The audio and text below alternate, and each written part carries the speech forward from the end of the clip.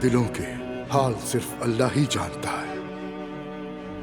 और हम तुम्हें तुम्हारे माल और तुम्हारी औलाद के जरिए जरूर आजमाएंगे, और सब्र करने वालों को खुशखबरी दे दो।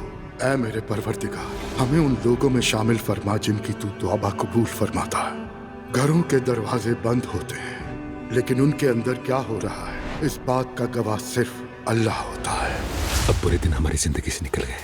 और ये किसने कहा? अब दुआ है कि खून के घूंट पिए बगैर यही बेरी का शरबत पिया करे। जानते हो, मुझे उन लोगों की जरा भी परवाह नहीं है। सबके सब मर जाए, कोई फर्क नहीं पड़ता। यानी एक सरफिरा आया और चारों तरफ गोलियां बरसाने लगा। मैं कहती हूँ कि तलाक दे दो मुझे। मुझे भी गोलियां लगी थी, उसके बाद भी मैं आज तुम्हारे सामने खड़ा हुआ हूँ। शायद हम दोनों एक दूसरे के लिए बिल्कुल बने ही नहीं थे। वो लड़की जलती फिरती नफरत है। कहाँ रह गए थे?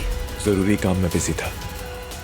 प्लीज मुझसे नाराज मत होना। मेरी जान, बहुत प्यार करता हूँ तुमसे।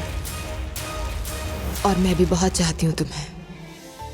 आपका फेवरेट ड्रामा एन इश्क सीजन 4 के साथ जल्द आ रहा है।